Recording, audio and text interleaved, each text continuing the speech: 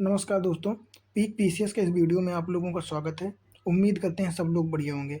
तो जैसा कि इसके पहले वाले वीडियो में हम लोगों ने जो है भारत की मुख्य विशेषताएँ देखी थी भारतीय समाज में, है ना? तो आज के वीडियो में हम लोग देखेंगे भारत में विविधता। ये हमारा दूसरा टॉपिक हो जाएगा, है ना? इंडियन सोसाइटी का। तो बात करते हैं इसमें विशेषता कि क्या है। भारतीय समाज की प्रमुख विशेषता विविधता में एकता रही है, अर्थात विभिन्न धर्मों, जनजातियों, भाषा के होते हुए भी विभिन्न विदेशी आक्रमणों के बावजूद भी इसकी एकता व अखंडता जो है आज तक अपने पहले स्वरूप में बनाए हुए रखी हुई है। यही है भारत की विविधता।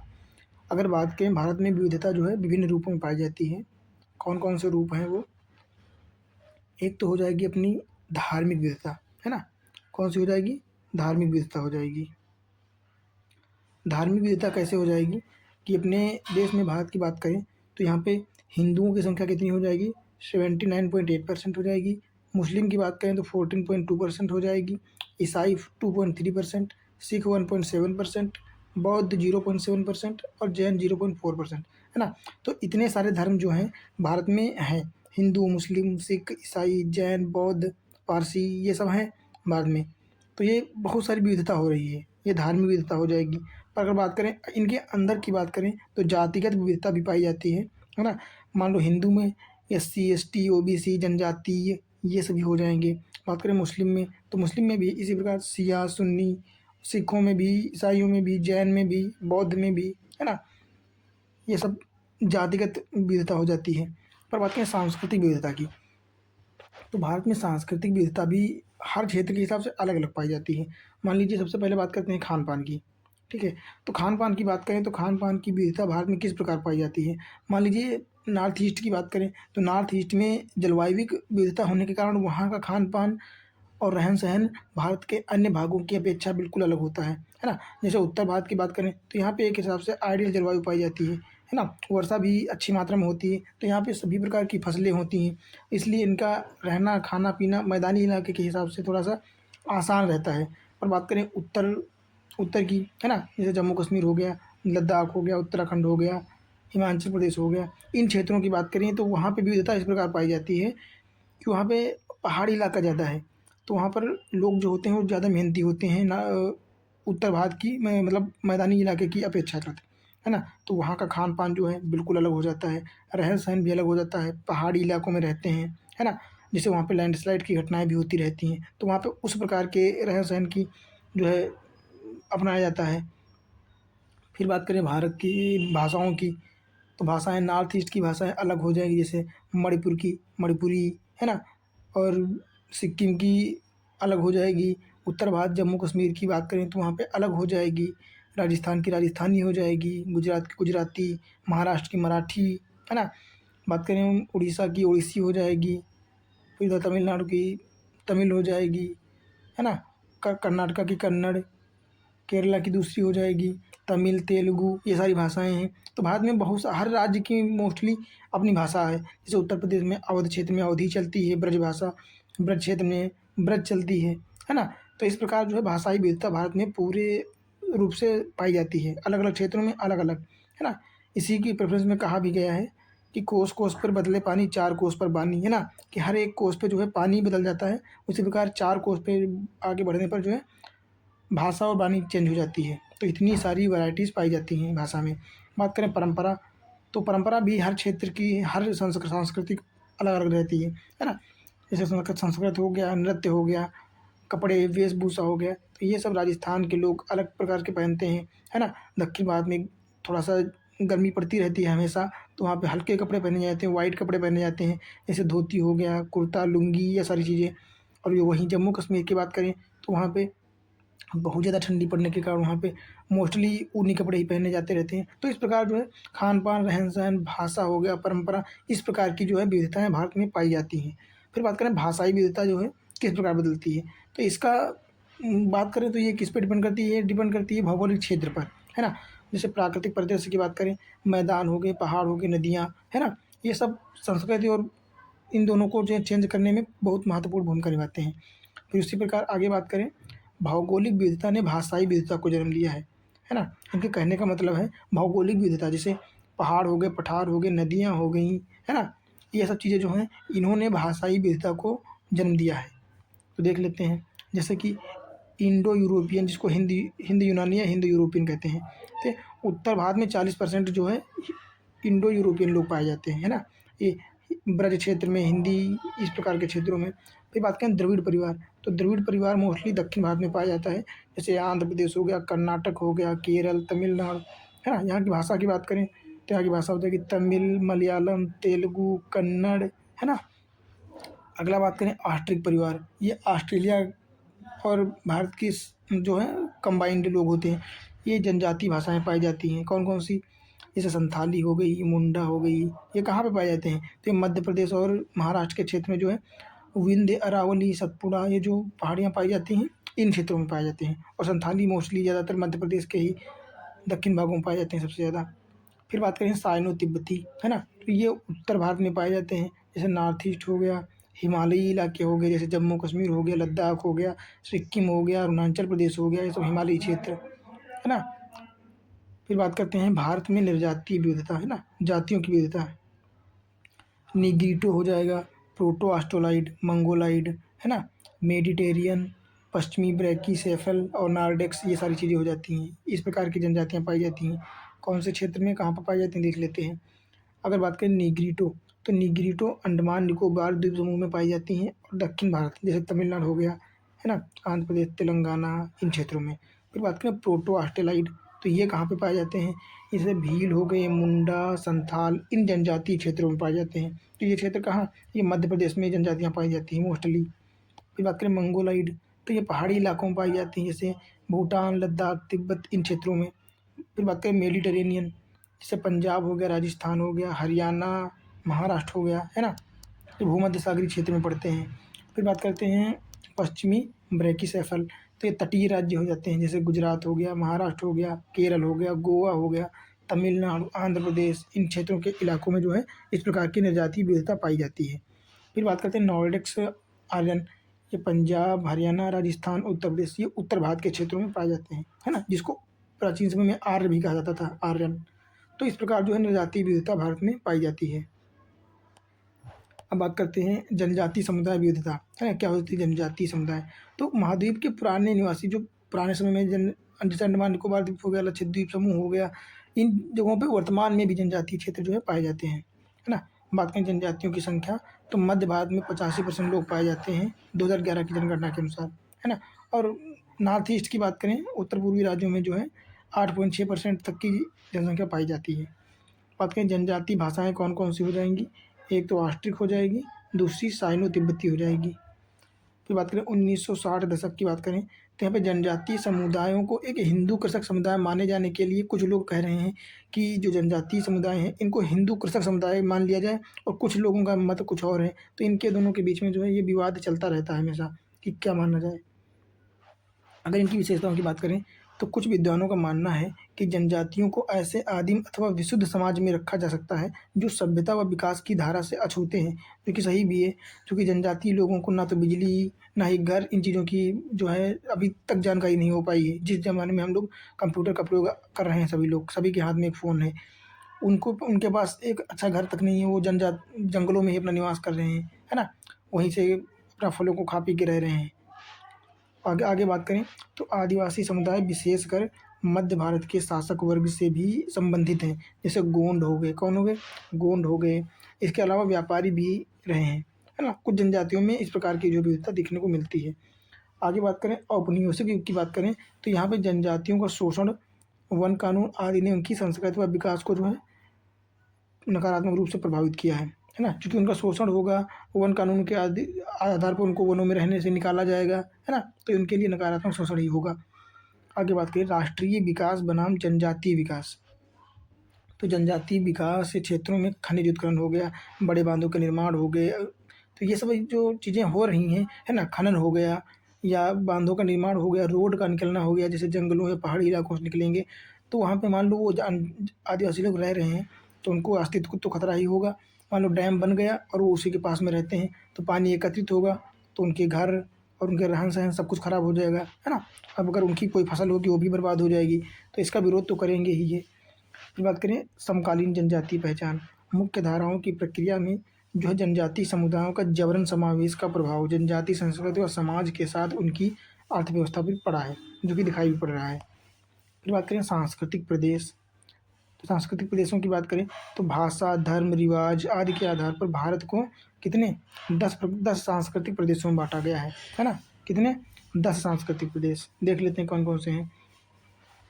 एक तो उत्तर भारत का हो जाएगा लद्दाखी बौद्ध सांस्कृतिक प्रदेश, दूसरा हो जाएगा कश्मीरी मुस्लिम सांस्कृतिक प्रदेश, तीसरा सिख गुरुमुखी सांस्कृतिक प्रदेश, फिर चौथा हो जाएगा देवभूमि सांस्कृतिक प्रदेश जो कि उत्तराखंड और हिमाचल प्रदेश साइड में पाया जाता है, माना जाता है।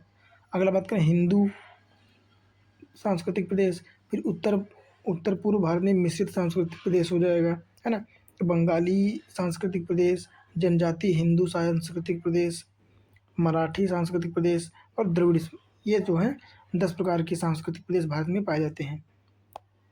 फिर बात करते हैं भारत में विविधता के मध्य एकता को बढ़ाने वाले कारक, मतलब ऐसे कौन कौन से कारक हैं जो भारत में विविधता की एकता को बढ़ाने का कार्य करते हैं, है ना। देख लेते हैं। एक तो संवैधानिक पहचान हो जाएगी, है ना, संवैधानिक पहचान। दूसरा, संवैधानिक पहचान से तात्पर्य संविधान में जो है अनुसूचित जाति, अनुसूचित जनजाति, ओबीसी या सभी धर्मों को अपना अपना जो है अधिकार बनाए रखने का अधिकार दिया गया है।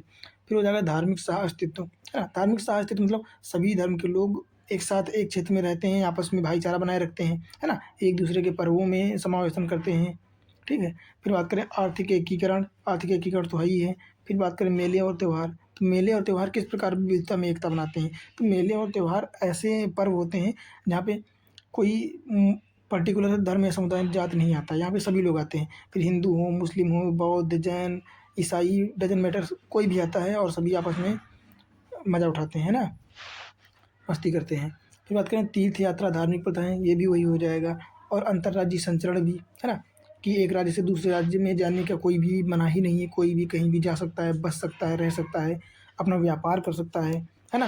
तो ये भी विविधता में एकता को बनाए रखता है। अब मान लो यूपी का कोई पर्सन अगर बिहार में गया रहने के लिए, वहाँ रहता है, ठीक है, और कोई कार्य करता है, पैसे कमाता है, तो इससे बिहार के लोगों को कोई ज़्यादा का कोई फ़र्क पड़ता ही नहीं, क्योंकि बिहार के लोग यूपी आते हैं। तो इस प्रकार जो है आपस में भाईचारा बना रखता है, तो ये भी विविधता में एकता को बनाए रखते हैं। फिर मानसूनी जलवायु की बात करें तो इसका तो इम्पोर्टेंट बहुत ज़्यादा ही है ना। फिर पर्यटन भी है। मान लो दुधवा नेशनल पार्क उत्तर प्रदेश में है, तो बिहार के लोग भारत उत्तर प्रदेश में आते हैं, या फिर कंचनजंगा सिक्किम में है तो वहाँ भी जो जाते हैं लोग और वहाँ के यहाँ आते हैं, या अन्य देशों के लोग भी आते हैं, इसको ग्लोबलाइजेशन कह सकते हैं हम लोग, है ना। फिर खेल या सिनेमा हो गया, है ना। तो मान लो क्रिकेट हो रहा है, रोहित शर्मा हो गए, विराट कोहली हो गए, तो भारत की पूरी जनसंख्या पूरे लोग देखते हैं। इसमें ये कोई थोड़ी देखता है कि रोहित शर्मा किस जाति से हैं, किस धर्म से हैं, तो हमको पर्टिकुलर उनको ही देखना चाहिए, अपने जाति धर्म को देखना चाहिए, कोई नहीं, सभी अपने आपस में भाईचारा बना के रखते हैं, है ना। फिर संचार व मीडिया हो गया, ये तो सबसे बड़ा रोल निभाता ही है। तो इस प्रकार जो है ये कारक हैं, ये भारत में विविधता के मध्य एकता को बनाए रखते हैं और आगे तक बनाए रखेंगे, है ना। अगर बात करें विविधता में एकता के लिए खतरा, ऐसे कौन से कारक हैं जो विविधता में एकता बनाए रखने के विपरीत हैं, है ना, विविधता की एकता को बनाए रखने में भंग करते हैं। कौन कौन से हो जाएंगे। एक तो क्षेत्रवाद हो जाएगा, है ना। क्षेत्रवाद से तात्पर्य एक ऐसी अवधारणा होती है, एक ऐसा परसेप्शन होता है कि मान लो स्व की भावना आ जाना, है ना, कि ये मेरा है।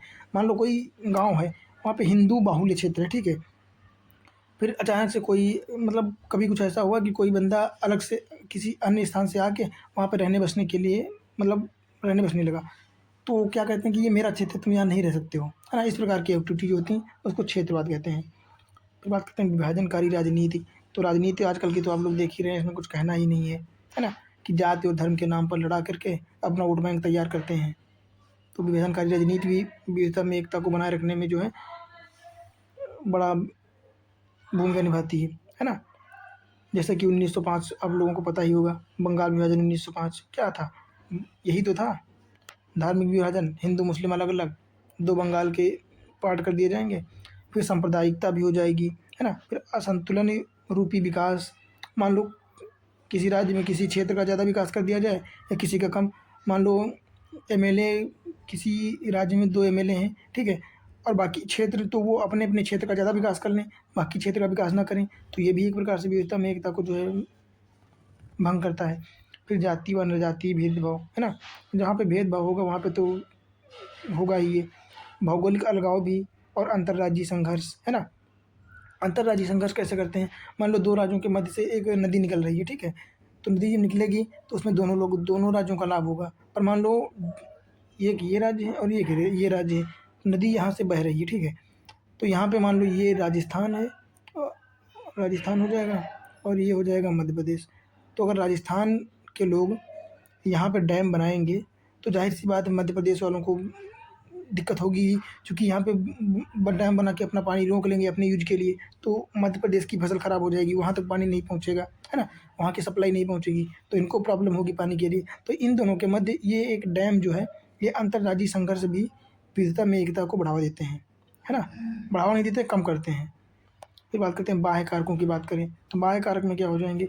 एक तो आतंकवाद हो जाएगा और दूसरा संगठित अपराध हो जाएगा। इसके साथ असंगठित अपराध भी हो जाएगा, है ना? तो ये चीज़ें भी जो है संघर्ष पैदा करती रहती हैं। अब बात करते हैं कि इसका समाधान क्या हो सकता है? किस प्रकार हम अपने भारत की जो विविधता में एकता बनी हुई है, इसको आगे तक बनाए रख सकते हैं और जो इसमें कारक आते हैं इसको बाधित करने के लिए, उनको हम किस प्रकार ख़त्म कर सकते हैं? तो उनके लिए पहला उपाय तो हो सकता है संवैधानिक व लोकतांत्रिक मूल्य, है ना? जो कि दिए भी गए हैं। संवैधानिक व लोकतांत्रिक मूल्य जैसे अमेरिका, ब्रिटेन या अमेरिका या कनाडा की तरह दोहरी नागरिकता नहीं है भारत में। भारत में सिंगल सिटीजनशिप है ना? एकल नागरिकता। इससे हम सभी के पूरे भारतीय वासियों के मन में एक ही भावना रहती है कि हम सभी भारतीय हैं एकल नागरिकता से, है ना? कि हम सब भाई हैं। तो ये भी एक बहुत अच्छा काम है। फिर गवर्नेंस हो गया, सुशासन, है ना? और क्या हो गया? सुशासन का मतलब ट्रांसपेरेंट शासन होना चाहिए, कहीं भ्रष्टाचार नहीं होना चाहिए, लाल-फीताशाही नहीं होनी चाहिए, है ना? जनता के लिए जो सेवाएँ प्रदान करने की बात करी जाती है, उनको एकदम अच्छी तरीके से प्रदान करनी चाहिए, है ना? फिर बात करें कानून व विधि। कानून और विधि भी इसका समाधान करती है। कैसे करती है? जैसे विधि का समान संरक्षण हो गया, विधि के समान संरक्षण में विशेषाधिकार किसी के पास नहीं है ना? सभी समान हैं, फिर कोई बड़ा आदमी हो या गरीब आदमी हो, कोई मैटर नहीं करता। कानून सबके लिए समान है। फिर परंपरागत व आधुनिक मूल्यों का समायोजन, है ना? कुछ ऐसे मूल्य हैं जो परंपरागत अभी तक चले आ रहे हैं और कुछ ऐसे मूल्य हैं जो जैसे सती प्रथा हो गया, दास प्रथा हो गया, इन मूल्यों को ख़त्म किया जा रहा है, इनकी जगह पे आधुनिक मूल्यों का समायोजन किया जा रहा है। जैसे सहिष्णुता हो गया, समानता हो गया, भाईचारा हो गया, है ना? ये सारे मूल्य। फिर बात करते हैं सहिष्णुता। सहिष्णुता का मतलब होता है बस अपने आपस में भाईचारे के रूप में रहना, है ना? अपने साथ सामने वाले की बात सुनना, उसकी बातों में सहमत होना, है ना? अगर वो सहमत होने वाली बातें हैं। फिर बात करें सतत व समावेशी विकास, ये तो होना ही चाहिए। फिर संघात्मक ढांचा भी हो जाता है। संघात्मक ढांचा क्या? मान लो तुम भारत में इतने राज्य हैं, है ना? तो इसमें संघ का व्यवस्था अलग है और राज्य की व्यवस्था अलग है ना? संघ अपना शासन करता है, राज्य अपना शासन करता है। पर किसी कारणवश राज्य कोई बदमाशी कर दे मान लो, है ना? या कोई केंद्र के खिलाफ कोई बकई मतलब कुछ भी कर सकता है ना? तो केंद्र के पास एकात्मक पावर आ जाएगी। फिर वो जो है उसकी बदमाशी को बिल्कुल कम कर देगा अपने हिसाब से, जो कि आप लोग समझते ही होंगे संघात्मक और एकात्मक ढांचा। फिर सांस्कृतिक व भाषा का सम्मान, ज़ाहिर-सी बात है अगर आप मेरी भाषा का सम्मान करोगे तभी तो मैं आपकी भाषा का सम्मान करूँगा, है ना? तो इसी से भाईचारा भी बढ़ता है। फिर आंतरिक व बाह्य सुरक्षा। बात करें आंतरिक व बाह्य सुरक्षा की, तो वर्तमान में बाह्य सुरक्षा की बात करें तो इसमें जैसे भारत पाकिस्तान, भारत बांग्लादेश, भारत चाइना, अफ़गानिस्तान, ये सारी सीमाओं पर क्या फेंसिंग की जा रही है। फेंसिंग मतलब बाड़ लगाई जा रही है ना? नाइट विज़न कैमरास लगाए जा रहे हैं और सेना तो अपना निगरानी कर ही रही है। तो इस प्रकार क्या है, इस प्रकार हम लोग बाह्य सुरक्षा भी प्रदान कर रहे हैं। और आंतरिक सुरक्षा से तात्पर्य कि भारत के क्षेत्र के अंदर किसी प्रकार का जो है संघर्ष ना पैदा हो, है ना? जिसको कहते हैं आंतरिक संघर्ष। जैसे किसी राज्य में लड़ाइयाँ झगड़े ना हों, है ना? आपस में शांति बनाए रखें, यही सब चीज़ें होती हैं। तो इस प्रकार हम लोग जो है भारतीय विविधता की एकता को बनाए रख सकते हैं इनका प्रयोग करके, है ना? तो इस प्रकार जो है ये पूरा का टॉपिक अपना कंप्लीट हो गया है। क्या? भारत में विविधता। और उम्मीद करता हूँ इससे सारे क्वेश्चन आने वाले टैकल हो जाएंगे। बस इतने ही कंटेंट से सारा हो जाएगा। बस रिक्वेस्ट है आप लोगों से एक कि इसके नोट्स ज़रूर बना लेना, भले ऐसे ही शॉर्ट में बना लेना। बाकी मैंने एक बुक तो आप लोगों को प्रेफ़र करी ही थी कि दृष्टि आईएएस की बुक ले सकते हैं आप अगर पढ़ना चाहें तो। बाकी नहीं लेंगे तो भी इस कंटेंट से आपका काम एकदम बढ़िया से हो जाएगा। फिर वो यूपीपीसीएस हो या यूपीएससी हो, दोनों कवर हो जाएगा। इससे बाहर कोई क्वेश्चन नहीं आएगा। मैं इस चीज़ की गारंटी पहले भी दे चुका हूँ, प्रूफ़ भी दिखा चुका हूँ कि सारे क्वेश्चन पॉइंट टू पॉइंट यहाँ से उठाए जाते हैं। और ये सीरीज़ में अपना सिलेबस ख़त्म करने के बाद मैं सारी आंसर राइटिंग भी करवाऊँगा। तो वहाँ भी आप लोगों का जो शक है वो दूर हो जाएगा आराम से, है ना? तो इसके नोट्स चार्ट में बनाना चाहें तो बना सकते हैं और आराम से पढ़ते रहिए। और फिर ये मिलते हैं फिर अगले वीडियो में अगले टॉपिक के साथ।